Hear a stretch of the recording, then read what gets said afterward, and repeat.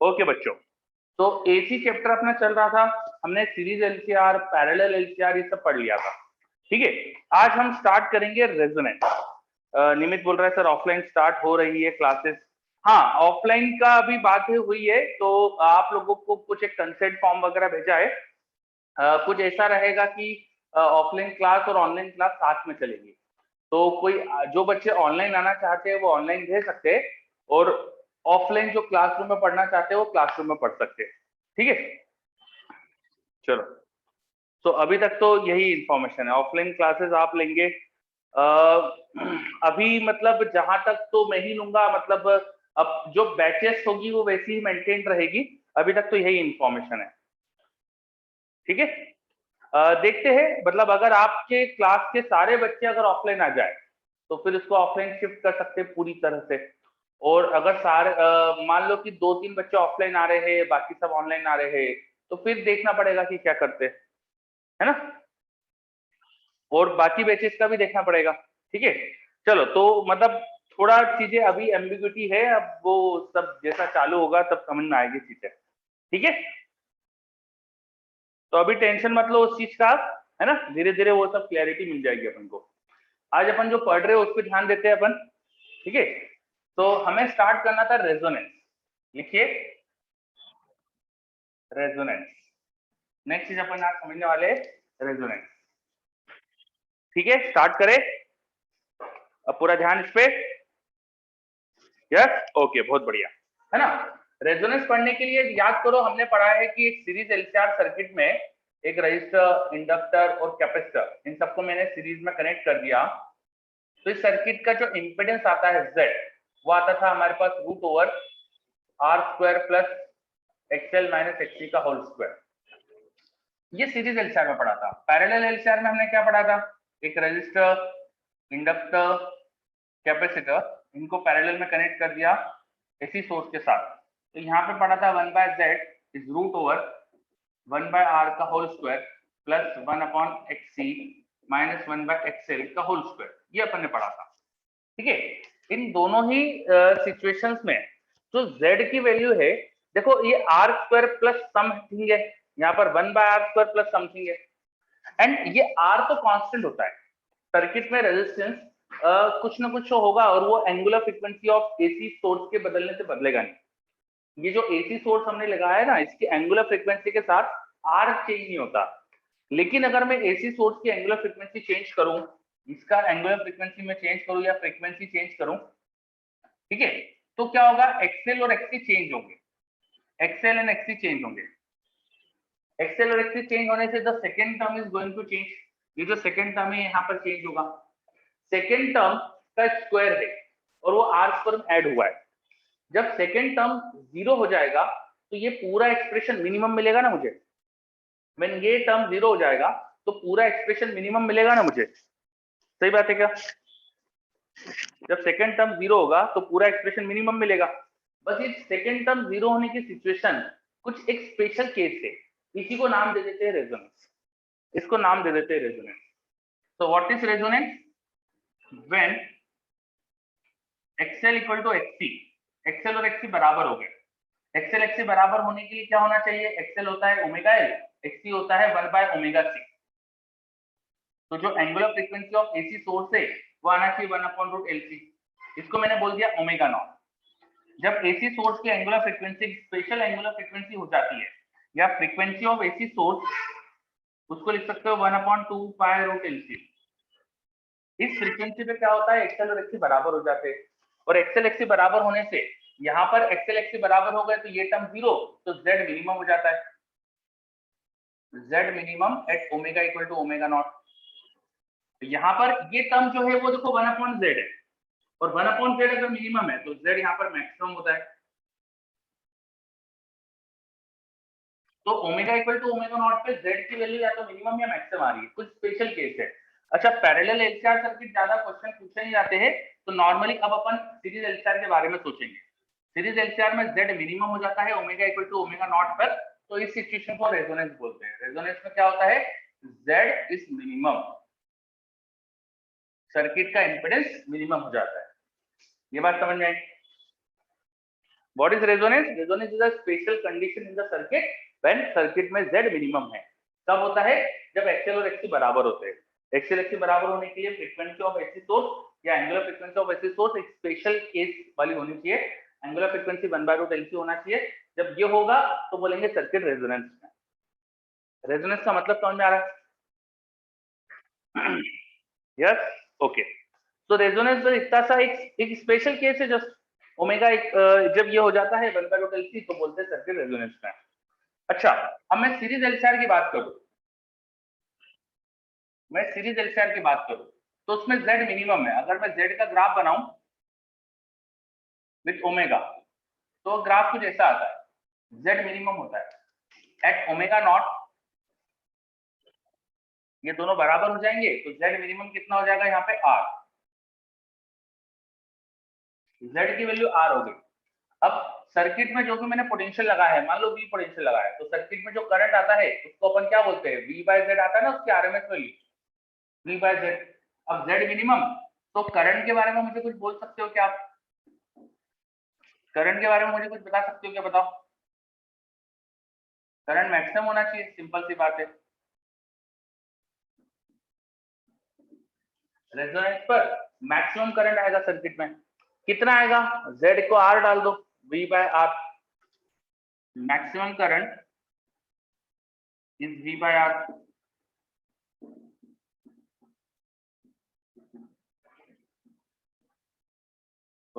समझ में आ रही बात? रेजोनेंस पे सीरीज एलसीआर सर्किट में करंट मैक्सिमम हो जाता है, कितना होता है? V/R, है ना। ये ऐसा लग रहा है जैसे कि XL और XC है ही नहीं, सिर्फ रजिस्टर है और V/R करके करंट आ गया, है ना, V/R करके करंट आ गया, ठीक है। अच्छा, अगर रजिस्टर का पोटेंशियल ड्रॉप को पूछे कितना है, तो वो करंट इंटू R करोगे ना, किसी भी सर्किट में भाई करंट जो भी इससे फ्लो कर रहा है इंटू R करोगे तो रजिस्टर का पोटेंशियल ड्रॉप मिलेगा। एसी में अगर मुझे आरएमएस पोटेंशियल चाहिए रजिस्टर के अक्रॉस, तो आरएमएस करंट इंटू रेजिस्टेंस कर देंगे। अब आरएमएस करंट क्या आ रहा है? V/R, इंटू R करो तो V आ जाएगा। ऐसा लग रहा है जैसे सारा पोटेंशियल है ना जो अपन ने लगाया था वो रजिस्टर को मिल गया। सीरीज एलसीआर सर्किट में जब रेजोनेंस होता है, सीरीज एलसीआर सर्किट में जब रेजोनेंस होता है तो जो भी हमने यहाँ पर एक्सटर्नल सोर्स का पोटेंशियल लगाया था, V पोटेंशियल लगाया था, एंगुलर फ्रीक्वेंसी ओमेगा नॉट करी थी, तो यही पूरा V पोटेंशियल ड्रॉप रजिस्टर के अक्रॉस दिखने लगता है। इन दोनों का इफेक्टिव पोटेंशियल जीरो हो जाता है। क्यों? क्योंकि एक्सएल और एक्सी बराबर है, तो इन दोनों में VL और VC जो होंगे वो एग्जैक्टली सेम मैग्नीट्यूड के हो जाएंगे। VL को लिखोगे आप करंट इंटू एक्सएल, VC को लिखोगे करंट इंटू XC, तो एग्जैक्टली सेम हो जाएंगे because XL and XC are equal. जब ओमेगा नॉट होता है तो एक्सएल और XC इक्वल हो जाता है। एक्सएल XC इक्वल तो VC और VL का जो आरएमएस वैल्यू है वो इक्वल हो गए। अब इन दोनों का फेज एग्जैक्टली अपोजिट होता है, याद करो। कैपेसिटर में पोटेंशियल एग्जैक्टली करंट से पाई बाय 2 फेज पीछे होता है, इंडक्टर में पोटेंशियल करंट से पाई बाय 2 फेज आगे होता है, तो एक दूसरे के ठीक अपोजिट फेज में होते हैं। अगर कोई वोल्ट मीटर मैं यहां लगा दूं तो मुझे उसकी रीडिंग क्या मिलेगी? 0। कब? रेजोनेंस में। क्यों होगा 0? बिकॉज दोनों का पोटेंशियल जस्ट एक दूसरे के अपोजिट फेज में है। जब एड अप करोगे तो उनकी पीक वैल्यू भी इक्वल आने वाली है, तो नेट में 0 हो जाएगा। आ रहा है क्या समझ में? ये बताइए। यस।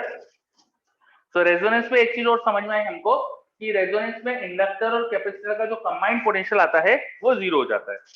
इंडक्टर और कैपेसिटर का कंबाइंड पोटेंशियल 0 हो जाता है। इंडक्टर कैपेसिटर के अक्रॉस अगर वोल्टमीटर लगा दे तो 0 रीड करता है, और रजिस्टर के अक्रॉस वोल्टमीटर लगाओ तो जो तुम्हारा सोर्स का पोटेंशियल है वही रीड करेगा। अकेले अकेले इंडक्टर और कैपेसिटर का पोटेंशियल डिफरेंस है कुछ, ओनली इंडक्टर का कुछ पोटेंशियल डिफरेंस निकालो तो it is non zero, only capacitor का निकालो तो वो भी नॉन जीरो है, लेकिन कंबाइंड मिलकर 0 हो जाता है। क्लियर? चलो, तो रेजोनेंस में क्या क्या हो रहा है ये समझा हमने। At resonance XL equal to XC, एक स्पेशल एंगुलर फ्रीक्वेंसी होती है तब रेजोनेंस होता है। रेजोनेंस पे और क्या क्या चीज हो रही थी सब समझ रहे अपन। करंट मैक्सिमम होता है, जेड मिनिमम होता है, जो पोटेंशियल लगाओ सोर्स का वही रजिस्टर को मिल जाता है, बाकी इन दोनों का कंबाइंड पोटेंशियल डिफरेंस 0 आ जाता है, आरएमएस पोटेंशियल यहाँ 0 आ जाएगा, है ना। ये सब अपन ने बातें कर ली। अच्छा फेज डिफरेंस क्या होगा? Phase difference series LCR circuit में करंट और पोटेंशियल का फेज डिफरेंस याद करो, क्या लिखते थे अपन? फेज डिफरेंस क्या होगा रेजोनेंस पे? बोलो। 0, है ना, 0 आ जाएगा। एक्सएल और एक्सी बराबर है तो potential and current are in same phase. तो रेजोनेंस पे एक और चीज बोल सकता हूं मैं, वो सभी में कॉमन है, सीरीज और पैरेलल दोनों में ऐसा होता है। I and V are in same phase, ये कॉमन है, ठीक है। चाहे सीरीज हो चाहे पैरेलल हो, दोनों में ऐसा होता है। सीरीज एलसीआर पैरेलल एलसीआर दोनों में ही रेजोनेंस पे सेम फेज में होते हैं। Voltage and current are in same phase, ठीक है। चलो, अगर मैं ओमेगा के साथ जैसे करंट का ग्राफ बनाया, आप पाई का भी ग्राफ बना सकते हो फेज डिफरेंस का, तो वो मैं बना के दिखाता हूँ आपको।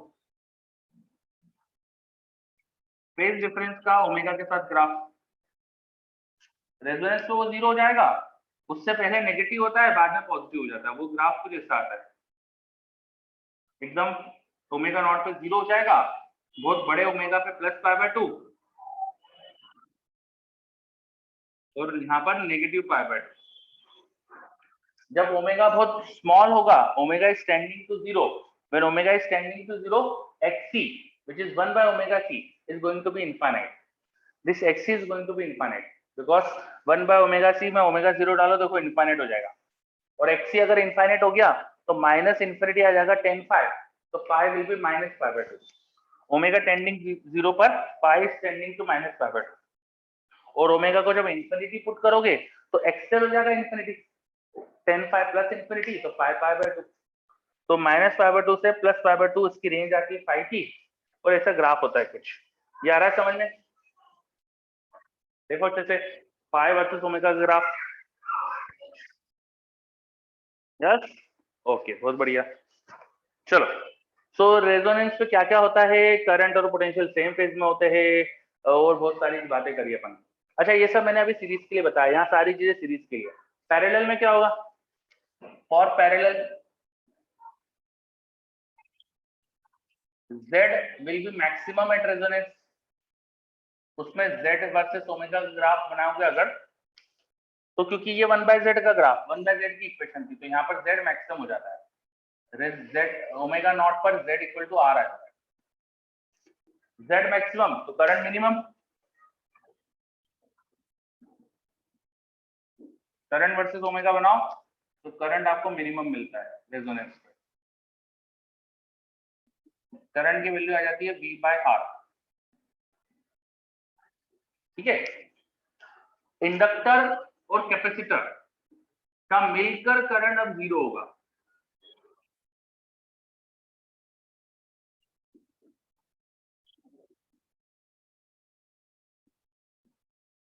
मान लो आपने यहाँ पर एक एमीटर लगा दिया जो आपको इंडक्टर और कैपेसिटर का कंबाइंड करंट रीड करके दे रहा है, तो वो 0 रीड करेगा।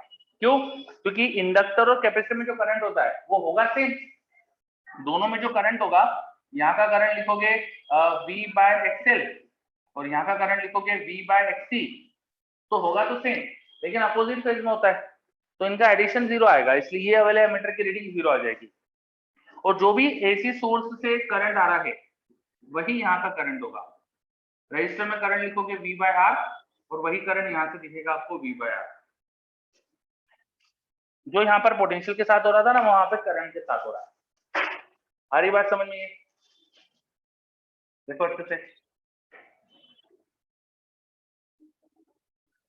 चलो, तो पैरेलल एलसीआर सीरीज एलसीआर दोनों में रेजोनेंस का एक ही मतलब होता है कि ओमेगा ओमेगा नॉट हो गया है, ऐसी एंगुलर फ्रीक्वेंसी आ गई जो 1/√LC है, जिससे क्या होता है एक्सएल एक्सी बराबर हो जाते हैं, जेड मिनिमम या मैक्सिमम वाली सिचुएशन आ जाती है, सीरीज में मिनिमम, पैरेलल में मैक्सिमम। पैरेलल कम पूछते हैं तो इसको ज्यादा इतना मतलब इंपॉर्टेंस मत देना, इंपॉर्टेंस सीरीज का रहेगा, ठीक है। सर ए की रीडिंग 0 कैसे, एमीटर की रीडिंग 0 कैसे, तो आप खुद बताओ। ये दोनों के अंदर जो करंट है वो एकदम अपोजिट फेज में होता है ना। इंडक्टर का जो करंट रहता है वो पोटेंशियल सब में कॉमन है, तीनों में पोटेंशियल सेम है। पोटेंशियल से इंडक्टर का करंट पीछे होता है और करंट कैपेसिटर का आगे होता है, तो दोनों एक दूसरे से अपोजिट फेज में, नेट जीरो आ जाएगा। समझे क्या निमित? चलो रेजोनेंस समझ में आया? ओके ठीक है। तो रेजोनेंस कोई खास चीज नहीं है, जस्ट एक स्पेशल केस है, ठीक? ओके, अब ये कंडीशन सब याद रखना। अब हम आगे बढ़ते। देखो वो पैरेलल वाला सब जो लिखा था वो हटा दूं, हटा दूं क्या सब कुछ? मैं बोर्ड पे से देख लो, सब नोट हो गया क्या?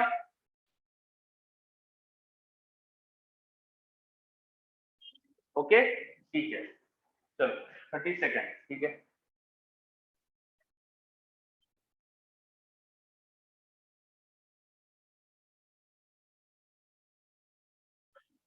ठीक है, मुझे लगता है ये वाला तो नोट हो चुका होगा इधर से, तो ये हटा देता हूं मैं।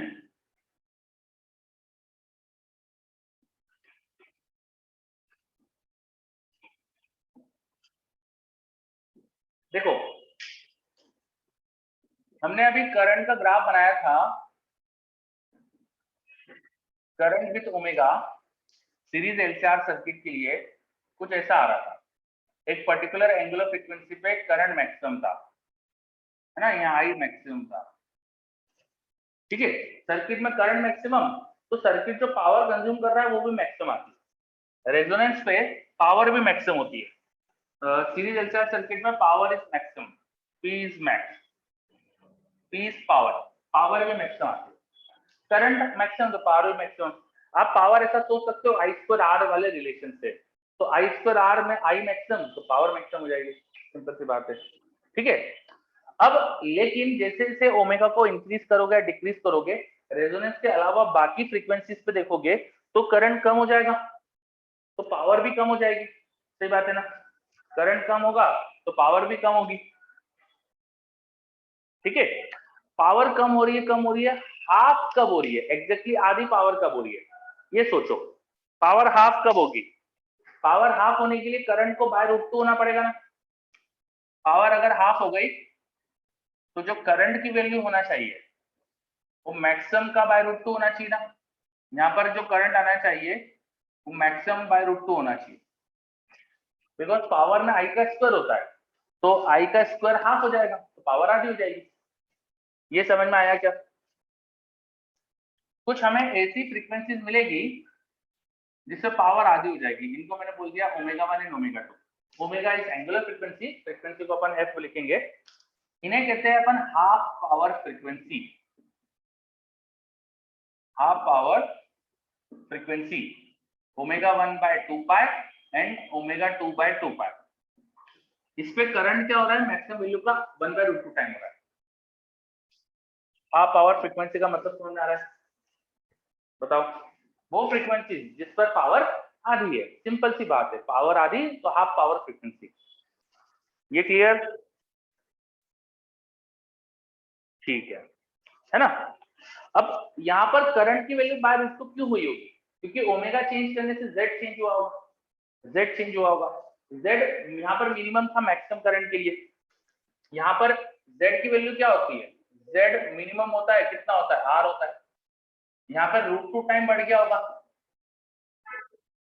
अभी तो करंट बाय रूट टू हो गया होगा, सही बात है क्या? मिनिमम जेड से मिनिमम मैक्सिमम करंट आ रहा होगा, जेड इंक्रीज हुआ तभी करंट आधा, करंट कम हो गया होगा। करंट अगर बाय रूट टू हो गया मतलब जेड रूट टू टाइम बढ़ गया। ये क्लियर है क्या? हाफ पावर फ्रीक्वेंसीज पर जेड की वैल्यू रूट टू आर हो गई होगी, ठीक है। ऋत्विक को तो आ रहा है, बाकी बच्चे बताओ। चलो बहुत बढ़िया। If z is becoming root two R, z root two R है, तो z का एक्सप्रेशन तो तुम्हें पता है, इसमें z को रूट टू आर पुट करो, उससे ओमेगा ढूंढ सकते हो आप। Now at these frequency z is equal to root 2r, but z is root over r square plus XL minus XC. XL is omega L and XC is omega C. So इस equation से omega 1 and omega 2 को हम find कर सकते हैं। सही बात है क्या? We can find this omega 1 and omega 2 using this equation. ठीक है, चलो इसको सॉल्व करके ओमेगा निकालते हैं। दोनों तरफ स्क्वायर करो तो 2r स्क्वायर r स्क्वायर, एक सिंगल r स्क्वायर बचेगा, इज इक्वल टू हो जाएगा omega l minus 1 by omega c का स्क्वायर। दोनों साइड रूट ले लो, you will get omega l minus 1 by omega c is equal to r। क्या सही लिखा है मैंने? रूट लेने पे सही लिखा है क्या?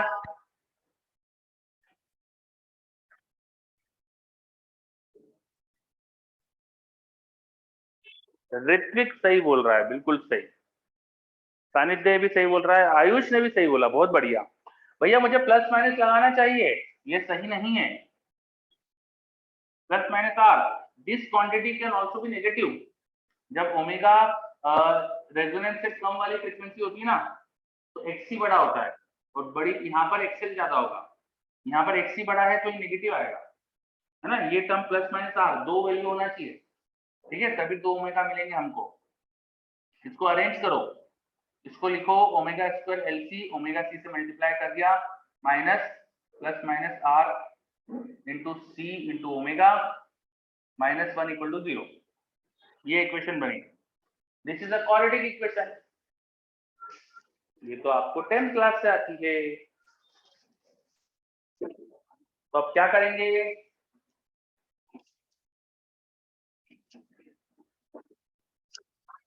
कॉल कर दे। निमित बोल रहा है मॉड भी आएगा। नहीं निमित, मॉड की जरूरत नहीं है, मतलब ये वाला टर्म प्लस माइनस होगा उस हिसाब से प्लस माइनस कर दिया, मॉड की जरूरत नहीं अब, ठीक है। ओके, क्वाड्रेटिक आ गई, क्वाड्रेटिक के रूट्स ओमेगा हो जाएंगे। लिखते हैं इसके रूट्स क्या होंगे। Omega equal to minus B plus minus root over B square minus 4ac upon 2a। ये हो गए इसके रूट। सही बात है क्या? Minus of B plus minus B square minus 4ac upon 2a। Check करो कुछ गलती तो नहीं है, ठीक है। अब ये बताओ यहाँ पर ये माइनस साइन ले सकता हूँ क्या मैं? ये रूट में जो प्लस माइनस है इसको माइनस को लूंगा क्या मैं? जल्दी बताओ, माइनस लेंगे क्या हम वहां पर? नहीं, क्यों नहीं लेंगे? क्या हो जाएगा माइनस लेने से? आप देखो बाहर ऑलरेडी प्लस माइनस आरसी है, और अगर यहाँ पे मैं माइनस का ले लूंगा, this term is going to be greater than RC, this term is going to be greater than RC, because इसमें आरसी के साथ कुछ एडअप हो गया है, तो ये आरसी से बड़ा टर्म आने वाला है। और यहाँ माइनस ले लूंगा तो ओमेगा नेगेटिव आ जाएगा। ओमेगा नेगेटिव का कोई सेंस थोड़ी है, उसको डिस्कार्ड करो नेगेटिव साइन को। So discarding that negative sign, now omega is going to be plus minus RC plus root over R square C square plus 4lc upon 2lc। तो आपको omega 1 और ओमेगा 2 दिखने लग गया है। जो छोटा वाला रूट होगा वो ओमेगा 1, जो बड़ा वाला रूट वो ओमेगा 2। ये दो रूट आ गए आपके पास, ओमेगा 1 और ओमेगा 2 मिल गए। मिल गए क्या? देखो अच्छे से, है ना, ओमेगा 1 और ओमेगा 2 मिल गया हमको, ठीक। हमने एंगुलर फ्रीक्वेंसीज फाइंड कर ली, जिससे पावर आधी हो रही थी, half power angular frequencies find कर ली। इन्हें 2π से डिवाइड कर दो, you will get half power frequencies. इनका डिफरेंस जो होता है ना, उसे बोला जाता है बैंडविड्थ। बैंडविड्थ, बैंडविड्थ वो फ्रीक्वेंसी की रेंज है जिसमें पावर ज्यादा आती है। बैंडविड्थ के बाहर पावर मैक्सिमम की आधी से भी कम हो जाती है। Bandwidth is the range of frequency where power is within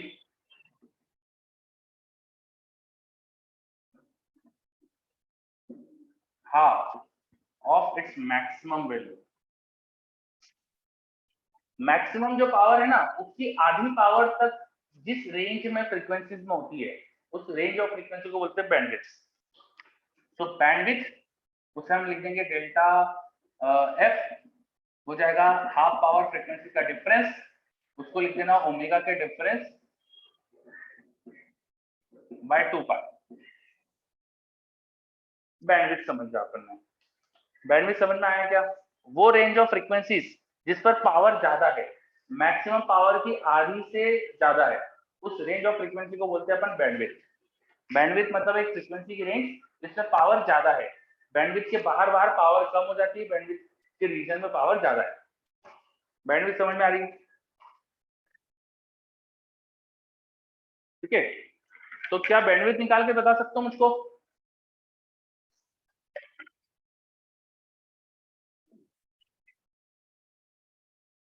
अब बैंडविड्थ निकाल सकते हो क्या?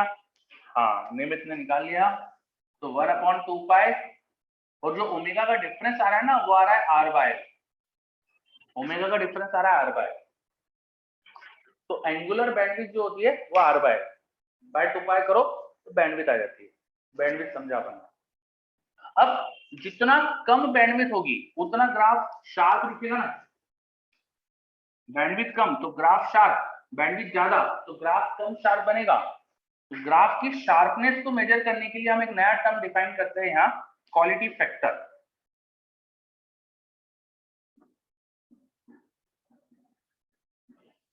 क्वालिटी फैक्टर क्या करता है? Measure sharpness of graph. कैसे डिफाइन करते हैं इसको, क्वालिटी फैक्टर को? इसे हम रिप्रेजेंट करते हैं क्यू लेटर से। इट इज रेजोनेंस पे जो फ्रीक्वेंसी है upon bandwidth, resonance frequency upon bandwidth. इसको आप ओमेगा के टर्म में भी लिख सकते हो इस तरह से, रेजोनेंस फ्रीक्वेंसी अपॉन बैंडविड्थ। इसे हमने नाम दे दिया क्वालिटी फैक्टर, क्वालिटी फैक्टर। ठीक है, तो क्वालिटी फैक्टर की वैल्यू अगर निकाले, resonance frequency is 1/√LC, delta omega अभी निकाला आपने, delta omega is R by L, so this is going to be 1/R√L by C. This is the quality factor of the circuit. कभी कभी हमसे quality factor भी पूछ लेते हैं सर्किट का, तो हमें क्वालिटी फैक्टर क्या है ये भी पता होना चाहिए। चलो, क्वालिटी फैक्टर का मतलब समझ आ रहा है?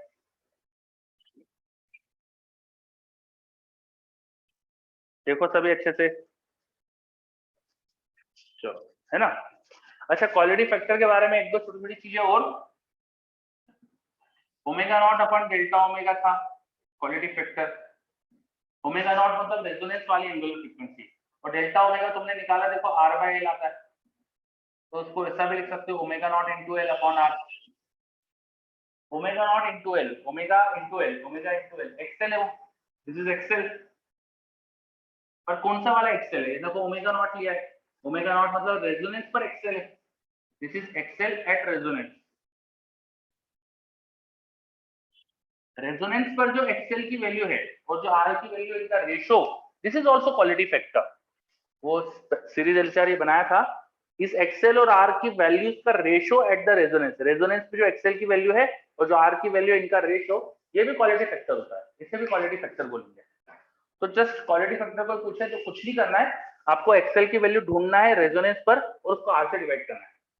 एक्सी भी ढूंढ सकते हो क्योंकि रेजोनेंस पे एक्सएल एक्सी बराबर होते हैं, आप इसको ऐसा भी लिख सकते हो, एक्सी बाय आर, क्योंकि एक्सएल एक्सी बराबर होते हैं। ठीक है, तो एक्सएल बाय आर या XC by R at resonance gives you quality factor. क्या ये समझ में आई बात?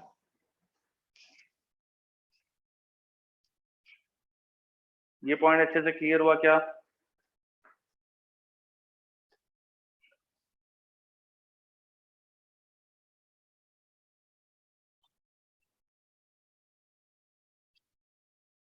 चलो, शायद लिखने में बहुत बिजी हो क्योंकि बहुत सारी चीजें बहुत तेजी से चल रही है।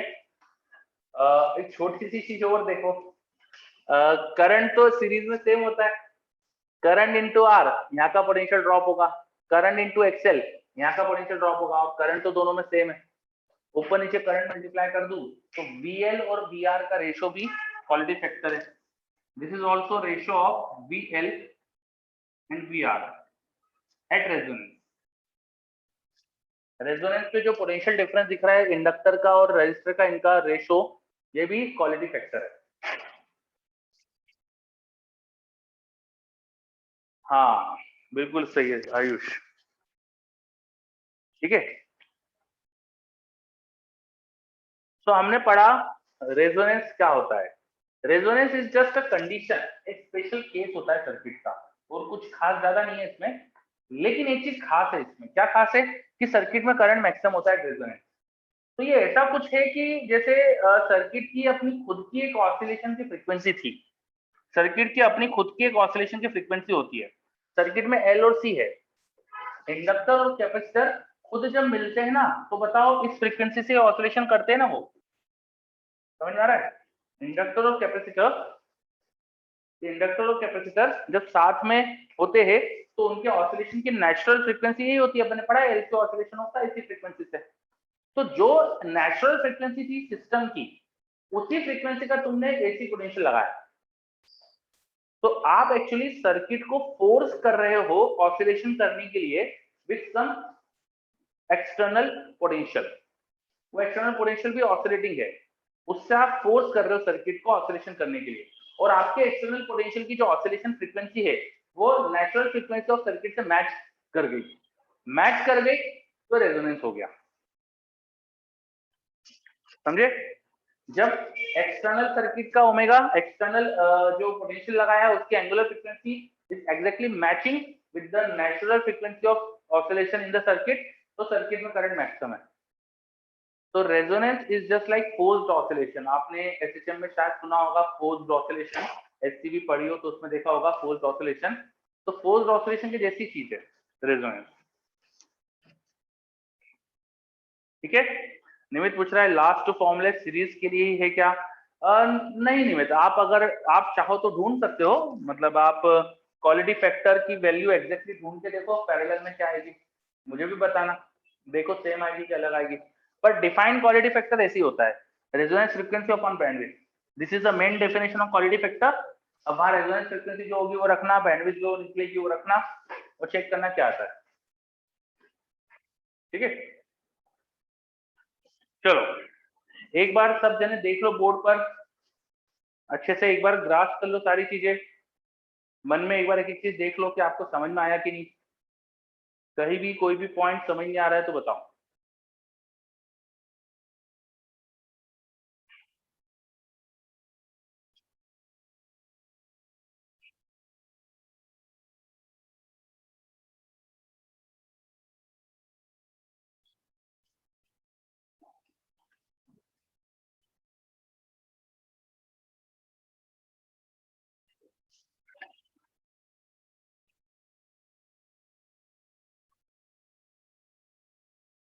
क्या क्या लिखा है आपने?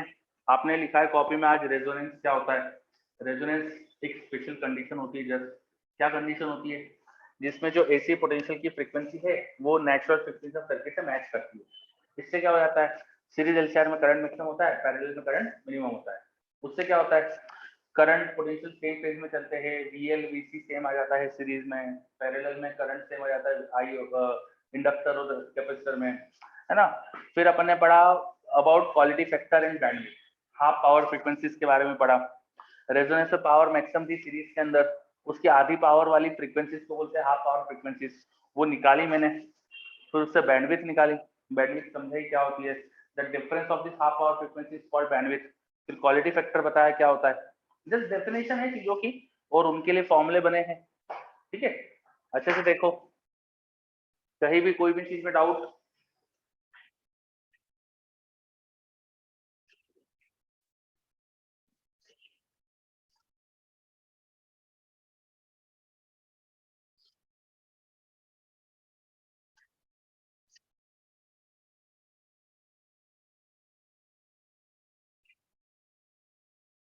चलो अगर कोई डाउट नहीं है तो प्लीज एक बार देख लो और मुझे बता दो, यस कर दो कि कोई डाउट नहीं है, ओके लिख दो, कोई डाउट नहीं तो बस ओके लिख के भेज दो, सिर्फ के लिख के भेज दो। चलो चलो, बच्चों के काफी मैसेज आ रहे हैं, बहुत बढ़िया, सभी ओके बोल रहे हैं, वेरी गुड, है ना। तो सब याद करने की चीजें हैं, फॉर्मुलेज आए हैं अलग अलग, सब याद करो और 2-4 बार बस रिवाइज करो, अपने आप याद हो जाएंगे, है ना। ठीक है, तो रेजोनेंस का कॉन्सेप्ट आपने रेजोनेंस शब्द और भी जगह पढ़ा है। आपने पढ़ा है रेजोनेंस को इन वेव्स, वेव्स पे पढ़ा है। वेव्स में रेजोनेंस का मतलब क्या होता है, वेव्स में जो रेजोनेंस का मतलब होता है वैसे ही कुछ है यहाँ पर भी ना। वेव्स में जब रेजोनेंस होता है तो रेजोनेंस में मैक्सिमम एम्पलीट्यूड आ जाता है वेव का, यहाँ पर मैक्सिमम करंट आ गया सर्किट में, कुछ कुछ वेव जैसी चीज है, ठीक है। चलो अब ये सब हटा रहा हूं मैं।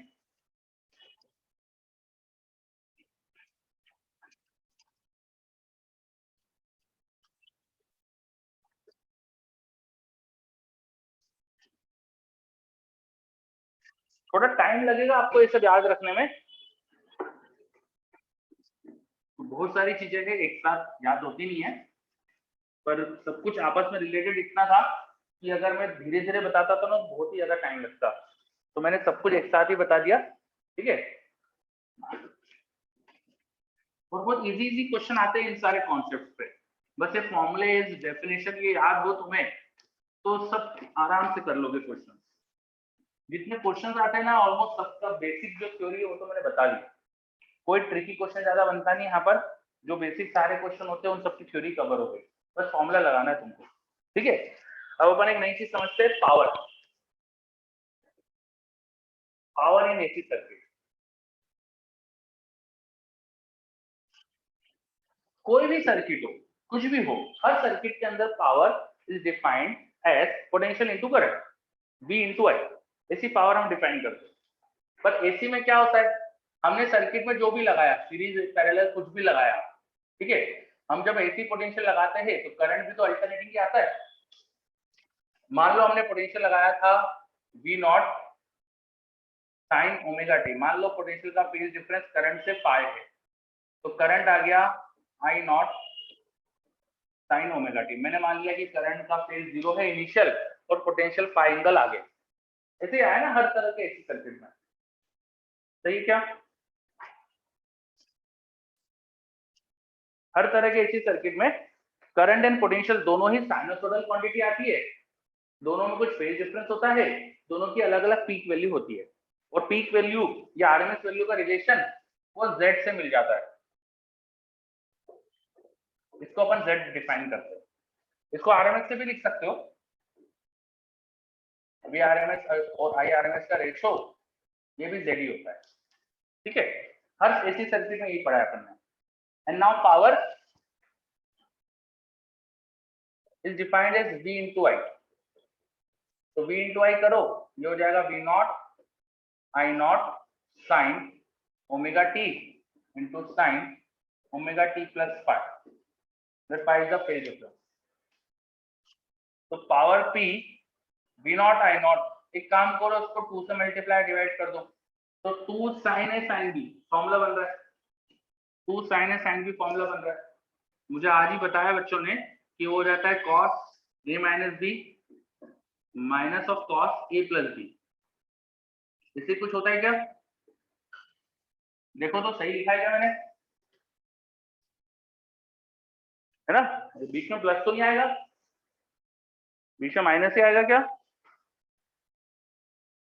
अच्छा, और ऑर्डर भी सही है, फर्स्ट टर्म ये सेकंड टर्म यही होगा, चलो बच्चे मुझे बोल रहे सही है, ओके बहुत बढ़िया। फिर अब थोड़ा सा इसे अरेंज करो, तो V not I not by 2 cos phi minus V not I not by 2 cos 2 omega T plus phi. ध्यान से देखो ये पहले टर्म को, इसमें कोई टाइम का फैक्टर नहीं है, this is a constant term, this is constant term and this is a sinusoidal term जिसकी एंगुलर फ्रीक्वेंसी डबल है, ये हमारे एसी के पोटेंशियल और करंट से डबल फ्रीक्वेंसी वाला टर्म है, और इसमें माइनस साइन और फाई है तो वो तो इनिशियल फेज को बता रहे हैं, ये एक साइनसोइडल टर्म है जिसमें कांस्टेंट चीज ऐड हो गई, so power is like a sinusoidal quantity with some constant added to it, तो उसका जो ग्राफ होगा ना वो साइनसोइडल जैसे ही ग्राफ होना चाहिए, but the mean value of that will not be zero, थोड़ा शिफ्टेड साइनसोइडल जैसा ग्राफ दिखेगा, शिफ्टेड साइनसोइडल जैसा ग्राफ दिखेगा पावर का, होना चाहिए ना sir. This equation has a graph like this, shifted sinusoidal, sinusoidal graph को थोड़ा ऊपर शिफ्ट कर दिया है, इतने अमाउंट से शिफ्ट कर दिया है, ठीक है। एंड द एक और चीज याद रखना है, the frequency of vibration of power here is double of that of potential और करंट। बिगिन बॉक्स 1 में क्वेश्चन था ये, एसी सर्किट में पावर डबल फ्रीक्वेंसी से ऑसिलेट करती है, दिख रहा है क्या हमको ये? एसी सर्किट में पावर डबल फ्रीक्वेंसी से ऑसिलेट करती है, ठीक है। अब पावर इतना तेजी से फ्लक्चुएट हो रही है कि उसकी इंस्टेंटेनियस वैल्यू तो हमको कभी दिखती नहीं है सर्किट में। हमारा कोई भी इंस्ट्रूमेंट सर्किट में ना इसकी एवरेज वैल्यू ही रीड कर पाता है, एवरेज वैल्यू, आरएमएस नहीं, एवरेज। पावर में आरएमएस डिफाइन नहीं करते अपन, पावर के आरएमएस की जरूरत नहीं पड़ती, यहाँ पे इंस्ट्रूमेंट जो रीड करते हैं वो एवरेज पावर होती है। So instrument reads average power, तो we are interested in average power. Average power कितनी हम उसमें इंटरेस्टेड है। तो चलो इस पावर की एवरेज वैल्यू निकालते हैं। कैसे निकालते हैं किसी भी क्वांटिटी का एवरेज? ये एक पीरियोडिक क्वांटिटी है, पीरियोडिक का एवरेज कैसे निकालेंगे? जो भी पीरियड उसे डिवाइड करो और उस पीरियड में उसका इंटीग्रेशन कर लो, ऐसे ही करना चाहिए ना, सही बात है क्या? Where omega is 2 pi by t, you can use that t is 2 pi by omega, you can use this, ऐसे ही करेंगे ना एवरेज पावर। हाँ है ना, जल्दी बताओ, ठीक है।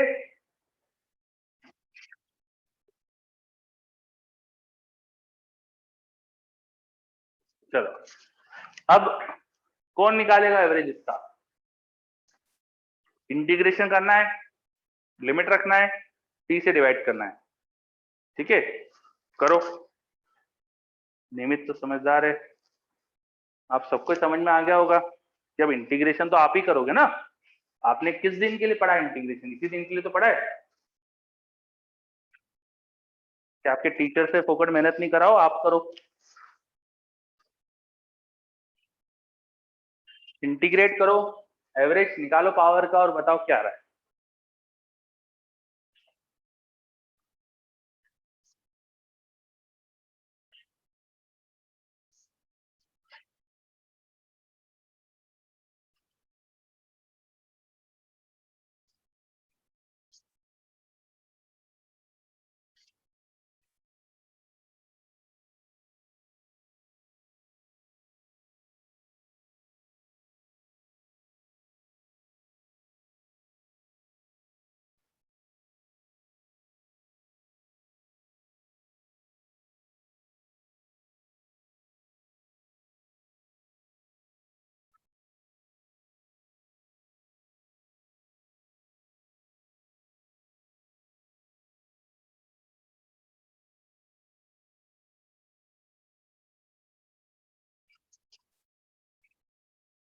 किसी का कोई आंसर?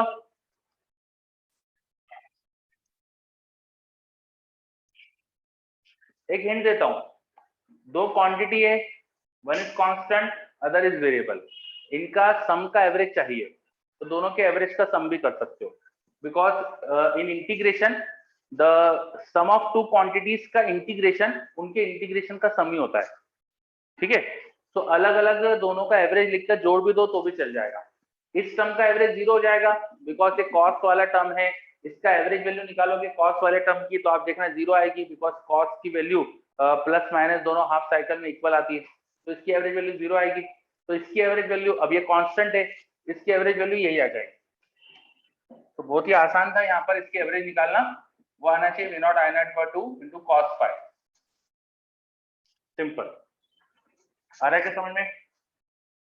मैंने कैसे बोल दिया डायरेक्टली, ये मेरे पास दो चीजों का सम या डिफरेंस जो भी है, दो चीजों का सम है, उनका इंटीग्रेशन करूंगा तो अलग अलग के इंटीग्रेशन का सम हो जाएगा। इसका ये तो कांस्टेंट है, इसकी एवरेज वैल्यू तो यही आ जाएगी, और सेकंड टर्म की average value will be 0 because cos या साइन वाले टर्म की एवरेज वैल्यू 0 आ जाएगी, वो प्लस माइनस दोनों में फ्लक्चुएट होता है, तो एवरेज वैल्यू 0। तो इसका एवरेज तो फटाफट 0 बोल देना, और ये कांस्टेंट है, इसका एवरेज वही आ जाएगा, तो फटाफट ये आ जाएगा आंसर। तो समझ में आया? नहीं आया? देखो क्या नहीं आया ये बताओ। कॉस वाला का जीरो क्यों होगा? कॉस वाला जो टर्म है वो प्लस माइनस दोनों में इक्वल होता है ना। साइन कॉस की average value over one complete period zero आती है ना। साइन या कॉस प्लस माइनस दोनों में होता है इक्वल इक्वल अमाउंट से, तो एवरेज जीरो आ जाएगा। ठीक है, तो इसलिए इसका टर्म, इसका एवरेज जीरो, और ये कांस्टेंट है तो इसका एवरेज वही आ जाएगा। ठीक है, चलो तो एवरेज पावर ये आ गई। इसको थोड़ा सा अरेंज करते हैं, पावर की जो एवरेज वैल्यू इसे थोड़ा सा अरेंज करते हैं। बाय टू को मैंने एक काम करा, V not by root two और I not by root two ऐसा लिख दिया into cos phi. V not by root two, I not by root two, ये हो गया V R M S I R M S into cos phi. तो power v into I जैसे ही term आ गया है, v इंटू आई जैसे ही टर्म आ गया, बस एक फैक्टर और आ गया यहाँ पर। पावर के अंदर v इंटू आई ही लिखा है, प्लस एक फैक्टर और है यहाँ पे, इंटू में एक फैक्टर और है। इस फैक्टर को बोलते हैं अपन पावर फैक्टर। क्यों बोलते हैं? अरे पावर में फैक्टर जैसा आ रहा है तो पावर फैक्टर बोलेंगे, और क्या बोले। कितना आसान चीज है ना। पावर वाले एक्सप्रेशन में जो फैक्टर मल्टीप्लाई होता है उसे बोल देते हैं पावर फैक्टर। पावर फैक्टर क्या है? cos phi. cos phi is called power factor. ठीक है, फाइव क्या है इसमें? Phase difference between V and I. Voltage और करंट का जो फेज डिफरेंस होता है ना, उसके कॉस की वैल्यू को बोला जाता है पावर फैक्टर। क्या ये समझ में आया? What is cos phi? cos phi is called power factor, है ना। अब cos फाइव की वैल्यू कितनी होगी याद करो। अगर सीरीज एलसीआर की बात करूं, for series LCR z is defined as root over r square plus xl minus xc का whole square, and the phase difference between potential and the current is xl minus xc by r। ये tan phi आता है। तो cos phi कितना आ जाएगा?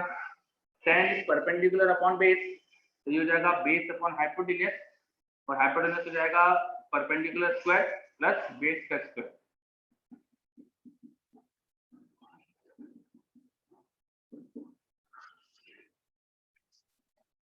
ठीक है, cos phi की वैल्यू आ गई। अच्छा ये तो z है, this is nothing but z, so r by z, power factor comes out to be r by z। आ रहा है क्या समझ में? देखो अच्छे से। ठीक है, चलो तो अगर ये उठा के रख दूं मैं, तो किसी भी एसी सर्किट में जो एवरेज पावर कंज्यूम होती है वो आ जाएगी V R M S I R M S into power factor, which can be written as r by z। so this is vrms irms into r by z, but you can also write this vrms as z into irms। इस vrms को z into irms भी तो लिख सकते हो, z into irms।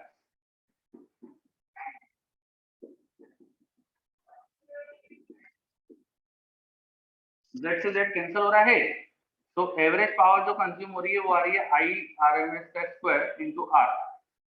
जो मैंने पहले भी बोला था कि सीरीज एलसीआर सर्किट या एलसीआर सर्किट में जो पावर आती है वो आई स्क्वायर आर ही तो होती है, और देखो आ भी गई आई square are.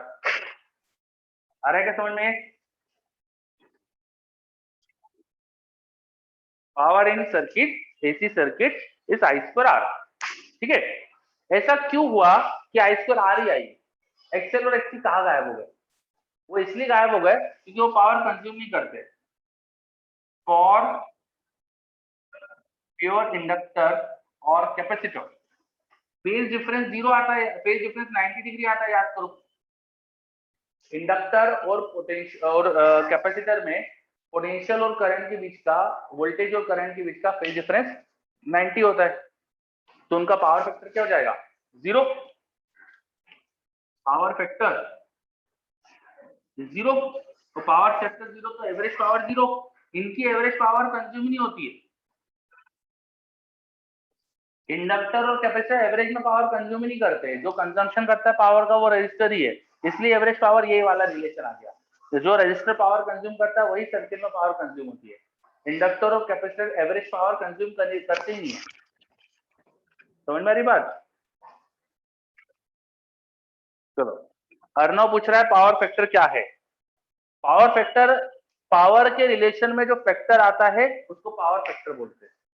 Cos phi is called power factor, है ना।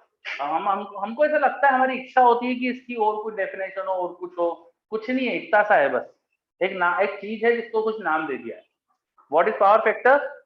It just a factor in the relation of power. समझे? ओके, चलो तो देखो कहीं पे कुछ भी डाउट? क्या सब चीज समझ में आ रही है?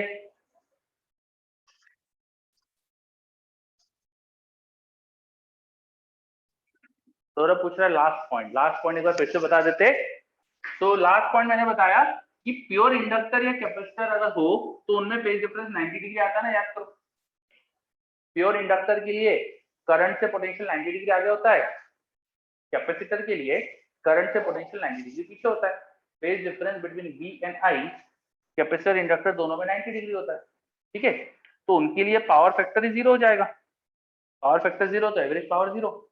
मतलब इंडक्टर और कैपेसिटर पावर कंज्यूम नहीं करते, एवरेज पावर उनकी जीरो आती है। सारी पावर रजिस्टर कंज्यूम करता है, इसलिए एवरेज पावर सिर्फ रजिस्टर वाली आएगी। आ रहा है क्या समझ में पूरा?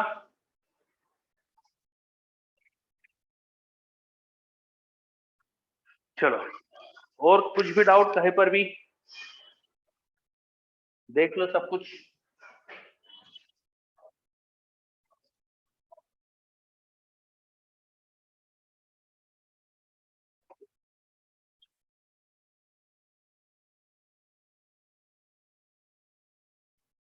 आप लोगों को एसी की दो रेसेस मैंने पहले ही भेज चुका था, देखना आपको पहले भेज चुका हूँ। और एसी के 3 बिगिनर बॉक्स है मॉड्यूल में, तो एक बिगिनर बॉक्स तो अपन डिस्कस कर चुके हैं, अब अगले 2 बिगिनर बॉक्स भी पूरे हो जाएंगे। 3 या 4 है, जितने बिगिनर बॉक्स है सब हो जाएंगे। ठीक है, सारे बिगिनर बॉक्स पूरे कर सकते हो। छुटपुट छुटपुट चीजें बची है, जैसे चोक कॉइल क्या होता है वो मुझे बताना है। एक वॉटलेस कंपोनेंट ऑफ करंट भी बता देता हूँ। ठीक है, देखो ये जो एवरेज पावर आई है ना, ये V इंटू आई इंटू कॉस फाई। ये ऐसा लग रहा है ना जैसे करंट का कॉस फाई वाला कंपोनेंट ले लिया है, साइन फाई वाला कंपोनेंट पावर में नहीं आ रहा। ऐसा लग रहा है ना, जैसे डॉट प्रोडक्ट कर दिया, है ना। V इंटू आई इंटू दोनों के बीच में एंगल का कॉस। तो करंट का कॉस वाला कंपोनेंट पावर देता है, तो करंट का साइन वाला कंपोनेंट क्या देता है? कुछ नहीं देता है, उसको बोलते हैं वॉटलेस कंपोनेंट। आई साइन फाई, ये करंट का वो कंपोनेंट है जो पावर में इंक्लूड नहीं हो रहा है, इसको बोल देते हैं वॉटलेस कंपोनेंट। वॉटलेस कंपोनेंट, ठीक है।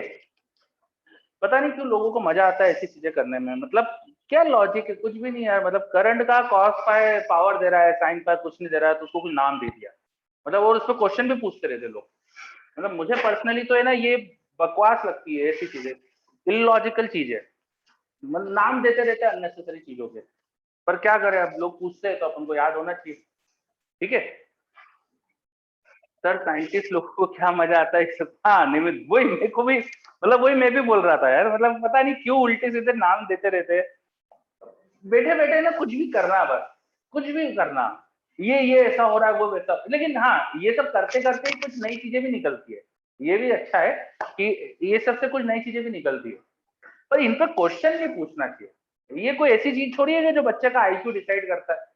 बच्चा इंजीनियरिंग कर पाएगा नहीं कर पाएगा, उसको वॉटलेस कंपोनेंट ऑफ करंट क्या होता है नहीं पता होगा तो इंजीनियरिंग नहीं कर पाएगा, ऐसा बेवकूफी है। मतलब अपने यहाँ जो पेपर लोग बनाते हैं ना, वो ये ऐसी सड़ी सड़ी चीजें डाल के ना, मतलब परेशान करते बच्चे को। बच्चा इससे इंजीनियर बनने में कोई उसके कैलिबर में फर्क नहीं पड़ता अगर उसको पता नहीं हो तो। ठीक है, तो पता नहीं लोगों को मजा आता है ये सब पूछने में। अब पूछते हैं तो अपन को पढ़ना भी पड़ेगा। चलो, बिसाइड ऑल आवर फीलिंग्स हमें याद तो रखना है। ठीक है, क्या याद रखना है भाई? करंट का कॉस फाई वाला कंपोनेंट पावर में आ रहा है, साइन फाई वाला नहीं आता है, तो करंट के साइन फाई वाले कंपोनेंट को वॉटलेस कंपोनेंट बोलते हैं। याद रह पाएगा? सारी फीलिंग साइड में, आईआईटी को फोकस करो। आईआईटी में जो पूछा जाता है सब अपन को आना चाहिए। और यहाँ पेपर्स वगैरह जो होते हैं उसमें आपको कभी दिक्कत नहीं आए, इसलिए ये सब भी पढ़ा होना चाहिए कि वॉटलेस कंपोनेंट का मतलब क्या। तो ये क्लियर है क्या? चलो, तो ये अपन ने वॉटलेस कंपोनेंट भी समझ लिया है ना। पावर निकालना है किसी ऐसी सर्किट में, तो कुछ नहीं करना है। सर्किट में आपको करंट पता होना चाहिए और वोल्टेज पता होना चाहिए और कॉस फाई पता होना चाहिए। ये तीन चीज पता हो तो आप आसानी से पावर निकाल सकते हो, या फिर रजिस्टर कितनी पावर कंजम्पशन कर रहा है वो निकाल दो तो भी पावर आ जाएगी, क्योंकि पावर रजिस्टर ही कंज्यूम करता है। ठीक है, चलो अब एक छोटी सी चीज और बचती है अपनी, वो समझते हैं अपन। चोक कॉइल।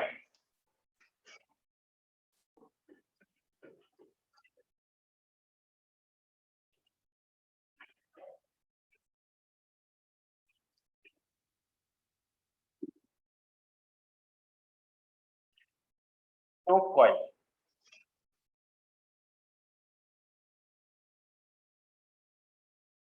ठीक है। आपने घरों में पुरानी ट्यूबलाइट, आजकल तो थोड़ी सी एलईडी वगैरह आने लग गई है, थोड़ी अच्छी ट्यूबलाइट आने लग गई है, पर पहले थोड़ी पुरानी देखी होगी आपने।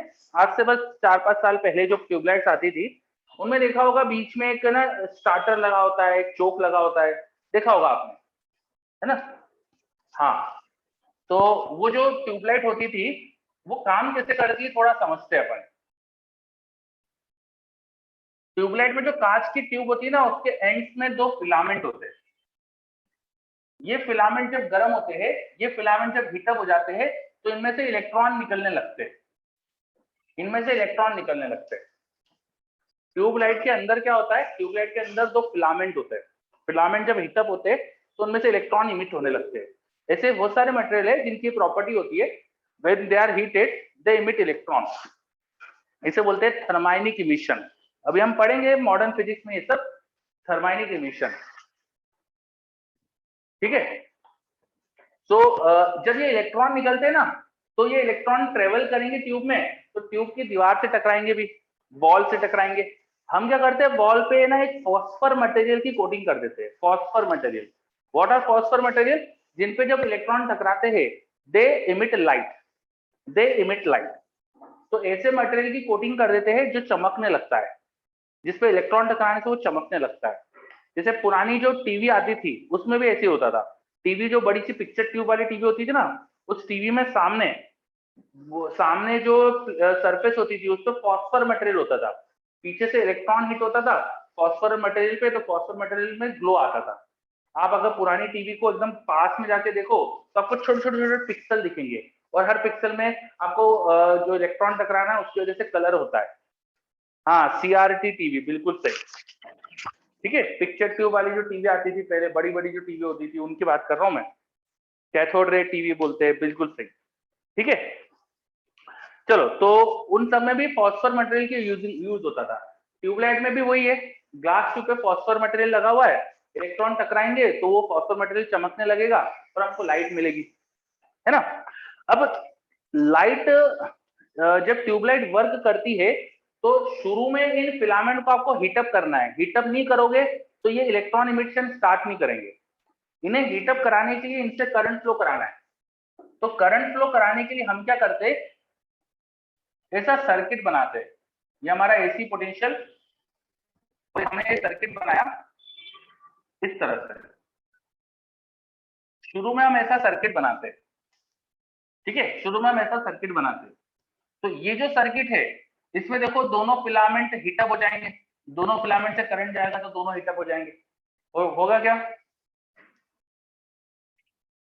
दोनों फिलामेंट में करंट जाएगा तो हीटअप हो जाएंगे, तो होगा क्या बताओ? यस। लेकिन एक बार फिलामेंट हीटअप हो गए तो हम थोड़ी चाहते हैं कि फिर यहाँ से करंट जाए, हम तो चाहते हैं ना कि यहीं पर इलेक्ट्रॉन का ट्रांजिशन चले, इलेक्ट्रॉन इधर से उधर, उधर से इधर चलते जाए, तो इलेक्ट्रॉन का यहाँ पे फ्लो, यहाँ नहीं हो। तो ये वायर किसी तरह से हटाना पड़ेगा ना बाद में, ठीक है। इसके लिए हम क्या करते हैं, यहाँ पर एक एलिमेंट लगाते हैं, इसे हम बोलते हैं स्टार्टर। ये स्टार्टर,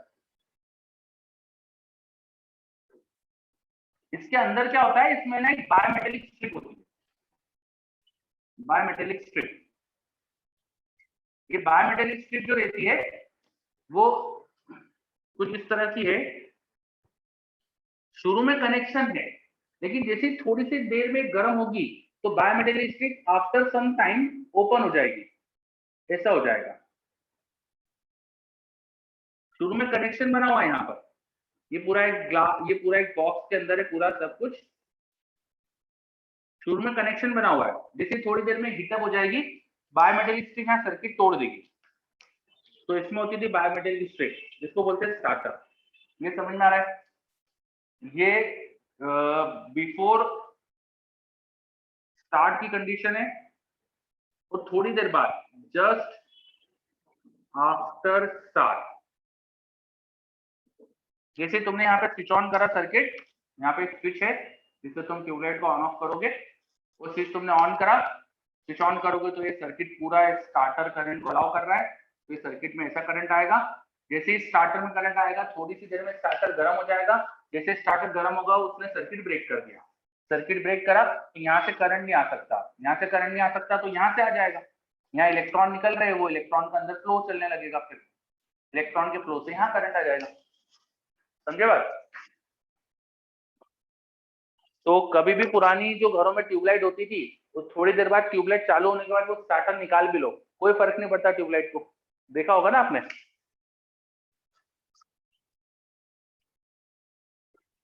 देखा है कि नहीं ऐसा? निमित बोल रहा है प्रॉब्लम क्या है नीचे से करंट जाने में, भाई नीचे से करंट जाएगा तो यहाँ नहीं जाएगा ना, तो ट्यूबलाइट से लाइट कैसे निकलेगी फिर, बोलो? निमित, है ना? चलो, तो स्टार्टर का यूज क्या होता है? स्टार्टर स्टार्टिंग में करंट फिलामेंट से अलाउ कर देता है, फिलामेंट हीटअप हो जाते हैं, हीटअप होने के बाद इलेक्ट्रॉन निकलने लगेंगे उनमें से, और एक बार इलेक्ट्रॉन इमिशन स्टार्ट हुआ तो स्टार्टर ने यहाँ से सर्किट ब्रेक कर दिया, और फिर यहाँ इलेक्ट्रॉन की वजह से करंट आ जाएगा। ठीक है, चलो ऋत्विक बोल रहा है इसलिए ट्यूबलाइट को चालू होने में थोड़ा सा टाइम लगता है। हाँ, हर ट्यूबलाइट को चालू होने में थोड़ा सा टाइम लगता है, जितने टाइम में फिलामेंट गर्म होते हैं उतना टाइम तो लगता ही है। अब दिक्कत एक और है हमारे पास, अभी सारी दिक्कतें खत्म नहीं हुई, यहाँ जो करंट फ्लो करता है ना वो बहुत कम रखना चाहते हैं हम, क्योंकि ये ट्यूब के अंदर इलेक्ट्रॉन्स का जो नंबर है वो डिपेंड करेगा कितनी हीटिंग से इलेक्ट्रॉन निकले हैं। अब हम बहुत ज्यादा नंबर ऑफ इलेक्ट्रॉन इमिट नहीं करा पाते, तो हम करंट को कम रखना चाहते हैं। करंट कम रखने के लिए क्या करें?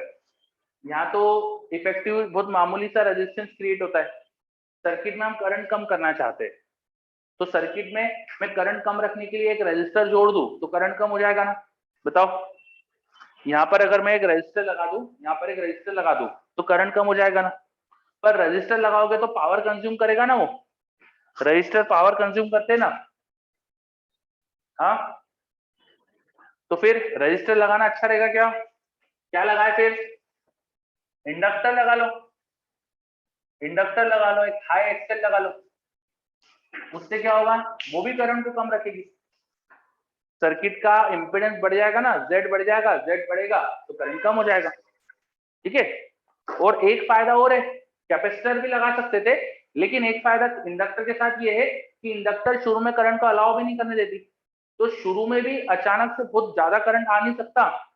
कैपेसिटर शुरू में शॉर्ट सर्किट जैसा बिहेव करता है, जस्ट स्विच ऑन करने पे कैपेसिटर शॉर्ट सर्किट जैसा बिहेव करता है, तो शॉर्ट सर्किट की वजह से शुरू में अचानक ज्यादा करंट भेज देगा, ज्यादा करंट तो हो सकता है कि फिलामेंट के वायर ही ब्रेक हो जाए, जल जाए, बहुत ज्यादा हीट भी नहीं चाहते अपन की ज्यादा हीट हो जाए, तो धीरे धीरे करंट बढ़े, इसलिए हम लगाते हैं इंडक्टर। समझे? कैपेसिटर का प्रॉब्लम क्या है? जस्ट T0 पे कैपेसिटर बिहेव लाइक वायर, वो वायर जैसा बिहेव करेगा, तो सर्किट में अचानक से करंट अलाउ कर देगा, बहुत ज्यादा करंट, वो नहीं चाहते हम चाहते हैं करंट धीरे धीरे आए शुरू में, इसलिए हम इंडक्टर लगा देते हैं। समझे क्या? ठीक है, चलो, और बस इंडक्टर लगा दो, बस इसी को बोलते हैं चोक, जो ये हाई इंडक्टेंस की इंडक्टर होती है ना, इसी का नाम होता है चोक, दिस इज चोक। तो चोक कुछ भी नहीं है, बस एक इंडक्टर है जिसका हाई इंडक्टेंस है, उसको चोक बोलते हैं। क्यों लगाते हैं चोक सर्किट में? सर्किट में चोक लगाने से इंपेडेंस बढ़ जाता है, जेड बढ़ जाता है, करंट कम हो जाता है, इतना सा काम है इसका। ठीक है, चलो, आयुष पूछ रहा है दिस इज स्टेडी स्टेट दस, मतलब क्या बोल रहे हो आयुष आप? एसी सर्किट चल रहा है अपना, तो वो वाली steady state inductor LC LR circuit नहीं है यहाँ पर कुछ, ठीक है। फिर भी इंडक्टर की तो ये प्रॉपर्टी हमेशा ही होती है, एसी हो चाहे नॉन एसी हो, डीसी में भी ऐसे ही होगा कि अचानक करंट को बिल्डअप नहीं होने देगी कभी, ठीक है। चलो, तो चोक का मतलब समझ में आया, व्हाट इज चोक?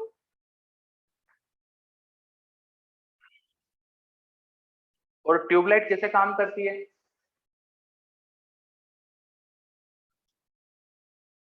यस। अच्छा, स्विच तो ऑन ही नहीं कर रहा, ट्यूबलाइट चालू कैसे होगी? स्विच ऑन कर देते हैं जिससे लाइट निकलेगी, ठीक है। अब यहाँ से लाइट भी दिखा देते हैं, ये ट्यूबलाइट चालू कर दी अपन ने, लाइट, वाह, ट्यूबलाइट चालू हो गई। चलो, तो हम सबको भी ट्यूबलाइट की वर्किंग समझ में आ गई है ना। अब एसी में इतनी चीजें पढ़ना थी, एसी की थ्योरी अपनी कंप्लीट हो गई है। अब बचे क्वेश्चन करो और क्वेश्चन डिस्कशन। थ्योरी से पढ़ लेने से पूरा चैप्टर नहीं हो जाता है, क्वेश्चंस करके जब डिस्कशन कर लेंगे तब चैप्टर कंप्लीट होगा। तो अभी आपने बिगिनर बॉक्स 1 करा है, अब आपको बीबी 2 3 जितने बिगिनर बॉक्स है ना वो सब कंप्लीट करो, रेस कंप्लीट करो, एससीबी कंप्लीट करो, क्वेश्चन बैंक कंप्लीट करो, सब चीज जो है इसकी वो सब कंप्लीट करो, ठीक है। कितने बिगिनर बॉक्स है आपने शायद लिख के भेजा था थोड़ी देर पहले, जो भी बिगिनर बॉक्स का नंबर है 3 4 जितने भी है सब पूरे करो, 3 है, हाँ 3 ही बिगिनर बॉक्स है। तो सब कंप्लीट करो जल्दी से और फिर डिस्कशन करेंगे, अपना एसी चैप्टर खत्म। तो नेक्स्ट क्लास में आप क्वेश्चंस करके लाओ सारे बिगिनर बॉक्स और एक्सरसाइज करके लाओ उसकी, हो जाएगा क्या? बिगिनर बॉक्स तो एटलीस्ट पूरे कर सकते हो कल तक, ठीक है, ओके।